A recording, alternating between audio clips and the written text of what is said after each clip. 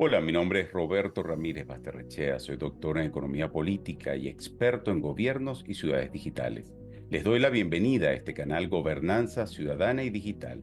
Hola, es un gusto saludarles a todos, bienvenidos a este nuevo programa de Gobernanza Ciudadana Digital, donde estaremos conversando con los expertos y los que verdaderamente tienen en sus manos la posibilidad de plantear soluciones o tal vez poder escuchar de manos de ellos posibles soluciones que van a ser para nosotros una forma distinta de entender, de analizar y también de buscar esas posibles alternativas que tenemos.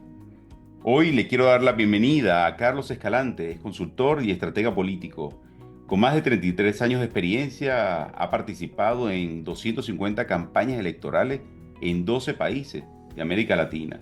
Es el creador de Escalante Consultores, el CEO, y fundador de Abecopol y miembro activo de ALACOP y AAPC. Actualmente dirige el máster en marketing político en el Instituto de Ciencias Políticas y Sociales de la Universidad Autónoma de Barcelona, donde también es profesor desde el 2007. Es autor del libro Gana quien menos se equivoca y pionero en el uso político del WhatsApp como herramienta de contactos directos. Ha sido analista en medios internacionales como CNN, en español NTN 24 y Univisión. Bienvenido, Carlos. Muchísimas gracias, Roberto, y a toda tu audiencia que nos ve a través de estas redes maravillosas. Sí. Carlos, bueno, en base a tu experiencia y eso que vienes desarrollando y trabajando, y sobre todo que cuando para ti ese tipo de análisis y entender la situación viene de la mano de soltar o desgranar un poco la información que te llega. Tú escribiste hace poco algo que se llamaba Ante el peligro y el crecimiento de la polarización política, el centro es la alternativa. Sobre este tema, Carlos, ¿cómo afecta la polarización política en la capacidad de los gobiernos para implementar políticas públicas, sobre todo efectivas? ¿Y qué papel juega la desinformación, sobre todo la desinformación digital, en ese fenómeno? Por favor, ¿nos puedes comentar un poco sobre esto? Bueno, mira, Roberto, mi análisis sobre la polarización viene de hace varios años. Como somos venezolanos, hemos visto un mundo polarizado en Venezuela, donde empezó a surgir a partir desde la magistratura presidencial en ese entonces del fallecido dictador Chávez, donde él mismo se encargó de polarizar al país porque entendía que eso era carne importante para su subsistencia. Él se basaba que si estaba polarizado el país, él podía tener mucho más fuerza. Entonces, mi análisis viene progresivo, pero lo último que ha sucedido es lo que me genera mayor grado de temor y es a raíz de esto es que hago la reflexión y te la envié por esta razón. Ciertamente Trump parte de los mismos principios de Chávez, de que él necesita una población polarizada en Estados Unidos, ¿ok? Y hasta hace una semana era solo el único que estaba representando la polarización, nada más había un polo activo. Lo malo es que se activó el otro polo, ¿ok? El otro polo representado por Bernie Sanders y Ocasio-Cortez. Ese polo, en vez de tratar de enfrentarlo o tratar de eliminarlo o tratar de ser competencia, lo único que está dándole es fortaleza. ¿Por qué la izquierda, en paréntesis, comillas y todo, americana, fortalece a Trump? Porque el discurso de Trump necesita tener un enemigo, ok, ideológico. Y su enemigo ideológico lo que a él más le conviene es justamente esa polarización de la extrema, no la izquierda, porque no creo que aquí en Estados Unidos hay una izquierda como tal, sino el progresismo, por decir, por llamarlo, ponerle un título, ¿ok? Eso vamos ahora a vincularlo con el mundo en que vivimos. Vamos, entonces, estás en Europa, hablamos ahora de Europa, hablemos de España. El momento que nace Podemos, ¿ok? ¿Cuál fue la respuesta de la sociedad española? Vox. Y tú ves el discurso de Podemos, es contra Vox, cuando ya estamos hablando de los inicios. Y Vox nace a raíz de que nace Podemos, entonces uno se nutre del otro, se necesitan. ¿Y quién es el enemigo de estos dos polos? El centro. ¿Ok? Cuando hago mi reflexión de Estados Unidos, volviendo, puse el ejemplo español para llevarlo al continente donde estamos conversando. Cuando hago la relación mía hacia Estados Unidos de Norteamérica, es que ningún elector blando que votó y vio como una opción a Trump va a voltearse jamás a ver a Bernie Sanders como una alternativa de Ocasio-Cortez. No, no son capaces de jalar ese voto. No son, estoy hablando como consultor político de campaña, no estoy hablando, el análisis Correcto, lo hago estrictamente pragmático de la necesidad de ganar una elección. Y el correcto. único objetivo aquí es ganar una elección, ¿ok? Y detener esto que estamos viviendo hoy en el mundo. Entonces, Bernie Sanders y Ocasio-Cortez jamás van a poder sumar votos quisieron ganar a Trump y que hoy pueden estar arrepintiéndose por lo que está pasando, pero porque van a ver esto como una amenaza. ¿Por qué entonces el centro sí tiene la opción? Y el enemigo de Trump es el centro. El enemigo de Trump lo vamos a seguir viendo en varios países. ¿Por qué el centro? Porque el centro va a tener la capacidad de aglutinar todo lo que está alrededor de Bernie Sanders y Ocasio-Cortez. Todo lo que sea anti-Trump lo puede, pero no como anti, sino como alternativa. ¿Ok? Lo va a poder, y va a poder tener el discurso capaz de jalar votos que estuviesen con Trump y atraerlos. Entonces, nunca un extremo le gana a otro extremo directamente. ¿Ok? Excepto pasa estrictamente cuando los votos duros de cada uno de los sectores, uno sea más grande que el otro. ¿Ok? Pero cuando existe una tercería y discordia y tiene la capacidad de unir y de sumar votos, eso va a pasar. Hay casos en América Latina, muchísimos. Perú permanentemente ha vivido este mismo ejemplo. Eh, Keiko Fujimori ha pasado dos veces a segunda vuelta y el anti-Fujimori ha sido tan grande que la gente, sabiendo que iba a votarlo por una izquierda totalmente ilógica, como era Pedro Castillo, votó para que no ganara. Entonces las polarizaciones existen, pero ¿quién pierde? Son los países. Ahí está Perú, ¿me entiendes? Con un nivel de inseguridad jurídica y democrática donde la presidenta se mantiene estrictamente por acuerdos parlamentarios con un nivel de aprobación de no pasa del 5%. Está viviendo Ecuador, viene una elección también, ¿ok? Donde vamos a segunda vuelta, donde el polo más grande va a terminar ganando, pero vuelve y entonces el país pierde. Pasa en Colombia con Petro, contra Uribe, y podemos verlo en toda América Latina. El caso Venezuela queda exento, porque no hay democracia. Entonces no estamos hablando de un país democrático. Entonces, si no hablamos de un país democrático, no está fuera del escenario. ¿Ok? Es otro tema. ¿Ok? No, si surge, se empieza a generar la polarización desde la época de Chávez, hoy por hoy estamos de acuerdo, todos los que presumo que estamos oyendo este programa, no estamos de acuerdo que no hay una democracia en Venezuela, o sea, hay una dictadura, entonces no hay nada que contar, ¿ok? Al respecto.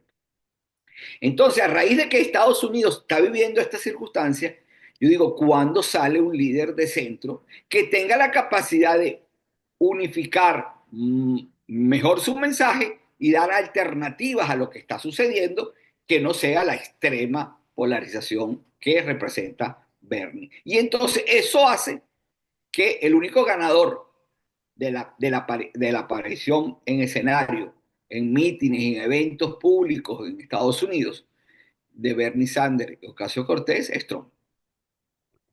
Sí, pero fíjate, hace poco escribí un artículo que decía la gran mentira de las ideologías, ¿no?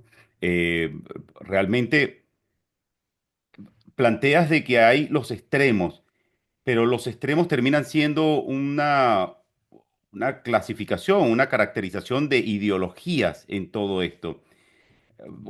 Cuando escribo esto, señalo de que realmente lo que pasó aquí es que ya no existen ideologías. Lo que hay son intereses, grupos de intereses que se han radicalizado entre sí para poder buscar o conseguir sus intereses personales y se radicalizan en función a un mensaje concreto. Y ese mensaje lo que hace es que aglutina, agrupa todas aquellas personas que se sienten identificadas con el planteamiento de estas personas. Pero en sí, lo que entendíamos por izquierda o lo que entendíamos por derecha, para mí, desde mi punto de vista, ha muerto.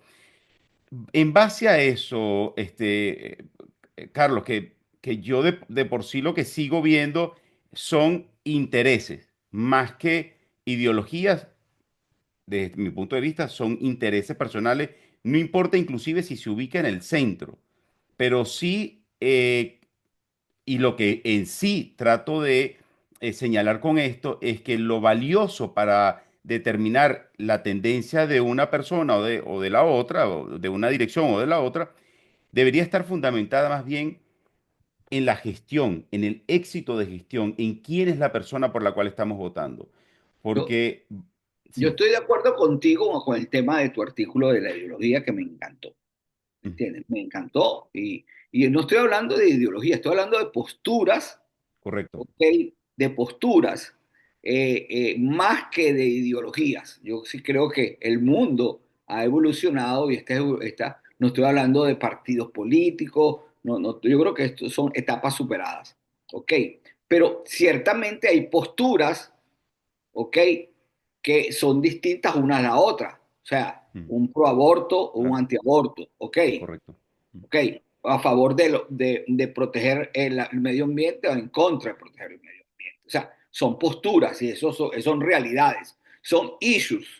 Y cada quien asume sus issues. Entonces, pero esos issues se contradicen y son los que justamente, pero el mundo no puede vivir entre A o B. Estamos hablando, o blanco o negro, estamos hablando de escalas de grises. Entonces, no podemos dejar el mundo estrictamente blancos unos, negros otros, no. Tenemos que buscar la armonía de la posibilidad de negociar y tener cosas buenas de un lado y cosas buenas del otro, y apartar lo malo de un lado y apartar lo otro. Y eso nada más lo puede lograr el centro, porque el centro tiene la capacidad de pintarse de gris. ¿Me entiendes? Y por eso no estoy hablando del tema ideológico, para nada. Yo estoy de acuerdo contigo, me encantó ese escrito sobre de hecho se lo pasé a un buen grupo de personas y algunos, casi todo el mundo, bastante gente de acuerdo, uno que otro todavía cree, está anclado en el mundo ideológico, no le digo, no, esto ya no es tema Eso ya ideológico. no es. Correcto. Carlos, esto me lleva a hacerme una pregunta y tú con tu experiencia, porque en sí tú vives la política, tú vives cerca de la política y con todos esos años sabes lo que significa una cosa y la otra, sabes lo bueno, lo malo, lo negro, lo blanco de la política. ¿Cómo crees tú que podemos construir un espacio en la cual el ciudadano construya seguridad en que la respuesta de ese político verdaderamente va a ser acertada, va a ser correcta, va a ser lo que propuso, el yo prometo en realidad, en la verdad? Vamos a empezar ahora, te voy a dar una respuesta que amerita otro programa, ¿ok? Se llama la educación. La educación es la solución de nuestros problemas. ¿Ok? No es una solución a corto plazo, ciertamente. Es una Ujú. solución a mediano plazo y a largo plazo. La gente no sabe para qué sirve un funcionario público. En América Latina, vuelvo al caso Perú. He trabajado muchas veces en Perú. la gente vota por un Congreso, se elige un nuevo Congreso y a los 2 meses ya la gente habla mal del Congreso. O sea, no ha tenido tiempo ni siquiera de estrenar el escritorio los congresistas peruanos y ya la gente está hablando mal. Pero ¿por qué se da esa razón? Y eso pasa en toda América Latina. O sea, puse el caso puntual. Eso pasa. ¿Por qué? Porque la gente no sabe para qué sirve un congresista. La gente no sabe Correcto. para qué sirve un juez. La gente no sabe para qué sirve un alcalde y mucho menos un concejal o un regidor. No sabe para qué sirve un juez, ¿me entiendes? Y qué función tiene. No sabe que existen los tres poderes. No sabe que la democracia es mucho más que votar. La gente jura que la democracia es solamente ir a votar un día y ya. Eso no es problema mío, no. Esto es un problema de la colectividad. Tenemos que defender y cuidar la democracia. Si no la cuidamos, estamos viviendo lo que estamos por no vivir la democracia, por no cuidar la democracia. ¿Y cómo esto se puede implementar? Porque de esto tengo un tema bien desarrollado también, pero eso hace muchos años. Es el tema de la educación a través de la enseñanza, desde el primer grado de primaria hasta el último grado de bachillerato o high school, como lo queramos llamar, educación de valores cívicos y democráticos. Que la gente sepa y viva para qué sirve la democracia, que es mucho más que votar. Y entonces ahí está la solución. Estoy seguro que en países donde existen estos niveles de educación, y hay casos, ahí voy a ponerte ejemplos de casos reales de éxito y casos reales de fracasos, donde existen esta enseñanza, estos valores cívicos democráticos, la gente tiene mejor capacidad de vivir y la gente vive en mejor convivencia y la gente vive en niveles mucho más tranquilos de estabilidad desde el punto de vista institucional. Dos ejemplos claros, concretos. Costa Rica y Uruguay. Son dos países distintos, pequeños los dos, nada más, del mismo continente. Uruguay viene de vivir una dictadura reciente, más o menos reciente, y se convirtió en un país donde existía una polarización de dos partidos, ¿ok? Sigue la polarización de dos partidos prácticamente, ¿ok? Sigue, y han pasado de derecha a izquierda, no estoy hablando de ideología, de partidos mucho más vinculados al mundo de las A lo libertades, lo social y correcto. social y otro. Ok, y no pasa nada.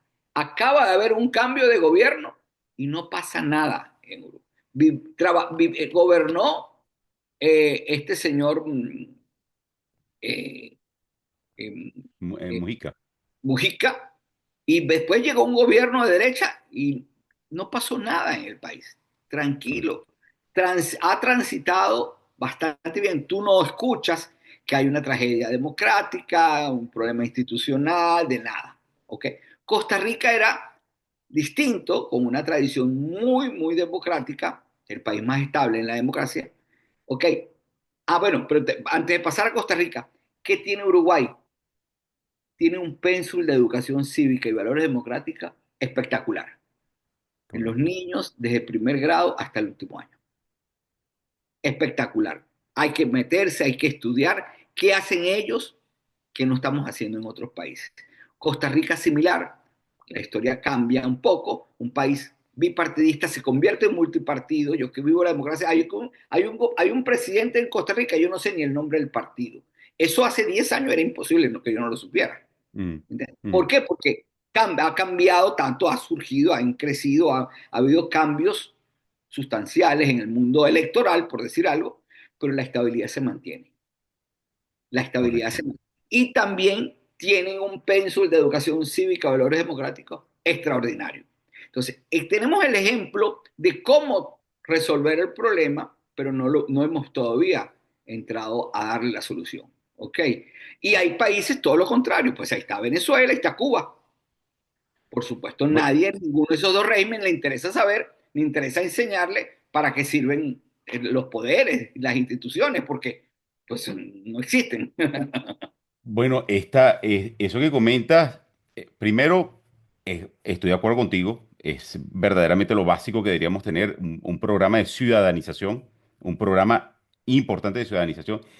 Pero también entiendo de que no es un programa, no es un problema que viene de este gobierno, por ejemplo, en el caso de Venezuela, del chavismo, es un problema que viene de años, es un problema que viene de muchísimos años, con una intención obviamente clara de manipulación hacia el pueblo sobre intereses políticos. Em, Carlos, ¿hacia dónde vamos con esto? Porque tú me hablaste de dos países y dos países minúsculos en lo que respecta a extensión territorial en América Latina. ¿Hacia dónde vamos realmente con esto? Ese análisis tuyo sobre esta problemática que tenemos de analfabetismo político, si podríamos llamarlo, analfabetismo social, Institucional. Yo le llamo más ciudadano, institucional o ciudadano. institucional, ciudadano. Bueno, de por sí institucional es ahí donde radica gran parte del éxito de muchos países en mantener una política basada en sus instituciones y no en el político. Entonces, ¿hacia dónde vamos? ¿Dónde ves tú que esto va a terminar? En América Latina tenemos la solución, pero no se ha implementado porque existe la Carta Democrática de la OEA. Y ahí, en la Carta Democrática de la OEA, sale claramente que es compromiso, o sea, que es ley, porque está firmada, es ley por cada país, educar y formar al ciudadano en valores democráticos. Pero nadie lo implementa. Eso Sí, es lo pero, triste. esa es lo que tenemos. Bueno, Pero ¿hacia dónde vamos? siento que vamos a una desinstitucionalización de nuestros países. Ujú, El faro que representaba a Estados Unidos se cayó. ujú, ¿Ok? Se cayó, no hay referencia. Eh, no hay referencia porque yo creo que Estados Unidos cambió antes y después del 6 de enero. ¿Ok? No fue la llegada de Trump. ¿Ok? Porque hemos tenido gobiernos populistas o gobiernos este, por personas outsider, y no pasa nada, ¿no? Pero no, nunca existió en Estados Unidos, en el Faro, lo que vimos el 6 de enero. ¿Ok? Fue una intención clara, premeditada, de acabar con los resultados electorales, cosa que el vicepresidente de ese gobierno no aceptó. Dígase que Mike Pence para mí es un héroe de la democracia. Puedo estar de acuerdo o en contra de él, eso es otra historia, no, eso es secundario. Pero él, en sus principios institucionales, que sí lo tiene claro, dijo, no, yo no acepto esto. O sea, aquí hubo un resultado, se respeta el resultado y vamos para adelante. Okay. ¿Qué va a pasar? Bueno, aquí se oyen tantas teorías, por lo menos en Estados Unidos, de que Trump va a buscar un próximo periodo. No, ya la Corte Suprema se le paró con lo de las medidas de los expatriados venezolanos, que sorprendentemente creo que viste la nota que te mandé, de los 200 y tantos, nada más 11 tienen casos abiertos que son de criminales y nada más uno del Tren de Aragua. O sea, la excusa del Tren de Aragua es pura excusa, ¿no? Y inclusive, estando en Alemania, quedé preocupado con esa noticia. Decía, bueno, ¿seremos los venezolanos los nuevos judíos? ¿O seremos o los inmigrantes de Estados Unidos seremos todos los nuevos judíos? ¿Ok? Es grave, ¿me entiendes? Muy grave. Hoy se está esperando una decisión de un juez federal donde van a ponerle un parado, espero que salga a favor a la decisión de eliminar el TPS para los venezolanos. ¿Ok? No de eliminarlo, ojo, no. La decisión va a ser de suspender la decisión del Ejecutivo de eliminar el TPS y darle largo mientras que el juicio corra hasta abril del próximo año, mínimo. Entonces, eh, tenemos que esperar que la institución norteamericana se mantenga firme. Espero que en la Corte, que ya el presidente de la Corte de tendencia republicana se le paró al frente a Trump, ¿ok? Cosa que no creo que haya sido muy de su agrado, ¿ok? Porque él no tiene cultura democrática. El gran problema de Estados Unidos y del Faro de América es que llegó un señor que no tiene ningún compromiso con la democracia, nunca la ha necesitado. Él jamás fue electo ni siquiera conserje de su ciudad, ¿ok?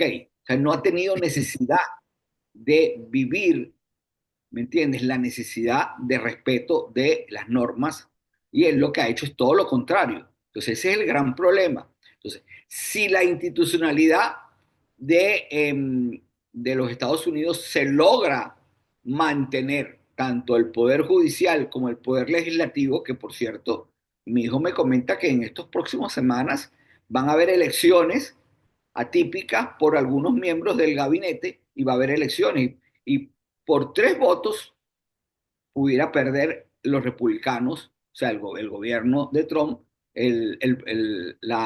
la dirección de la Cámara de Representantes. Sería extraordinario que llegara ya un freno a esta estampida de un gobierno autoritario de esta magnitud. Y si no, bueno, tenemos que esperar dentro de año y medio ya una nueva elección donde se va a renovar la Cámara, que por lo menos aquí en la Florida, donde me encuentro, los 3 representantes del sur de la Florida, republicanos, no tienen, hoy perdida la elección. Hoy tienen perdida la elección por completo. O sea, solamente con la elección de la Florida, ya Trump tiene perdida la Cámara de Representantes el día de hoy. Carlos, el tiempo se nos fue volando. Hay muchísimas cosas que están para conversar, pero tengo una última pregunta. ¿Cómo crees tú que la política va a ir replanteando su forma y cómo podemos utilizar estos medios digitalizados para fortalecer la gestión verdadera, fortalecer a esa búsqueda de personas cualificadas para cumplir una función pública? Roberto, lamentándolo mucho, yo he escuchado en los últimos 10, 15 años la crisis de la democracia y de lo que tú estás planteando. Y ahora se incrementa mucho más con la llegada y el poder de penetración del mundo digital. Hace 20 años nadie discutía que el mundo era redondo. Ahorita hay discusiones al respecto, por eso es desinformación del mundo digital. Así de sencillo, ¿no? Pero Mm. vuelvo, yo tengo una propuesta, yo no sé si es la única, ojalá tengamos muchas, ¿ok? Es educación. En la educación se basa en que no exista la posibilidad de crear y de creer cosas que no son reales, no saber medir las consecuencias de una mala información, así como podemos enseñar institucionalidad, ciudadanía. ¿Me entiendes? Cuando yo digo estudiar desde el primer grado hasta el último grado, estamos hablando de estudiar 11 años. Debería haber algo dentro de esos 11 años de saber de ciudadanía digital, responsable, para poder tomar decisiones y saber leer qué leo, esto es verdad, esto es mentira. Ok, pero ojalá existan otras. No puedo, o sea, porque hablar de la crisis y quedarme solamente, yo soy enemigo de criticar y no tener propuesta. Yo me gusta criticar y vean, tengo una opción. No sé si es la válida, no tengo esa posibilidad de saberlo. Carlos, me quedo con eso último que has dicho o esas palabras de reflexión. Educación, importante buscar la forma de digitalizar la educación ciudadana o la educación cívica o esa educación para lograr una mejor ciudadanización. Y también cómo acercar esa información a las personas de tal manera de que entiendan lo importante que es buscar los mejores políticos que se estén postulando en nuestros países. Carlos, ya sabes que aquí tienes un espacio para conversar, para hablar no solamente de problemas, sino también de soluciones. Muchísimas gracias, Roberto, a todo tu canal, a todas las personas que nos ven a través de estos medios digitales y siempre a la orden. Tenemos muchas cosas que hablar, nos quedamos con el tintero con profundizar muchos temas. Te agradezco. Igualmente, un saludo. Gracias igualmente.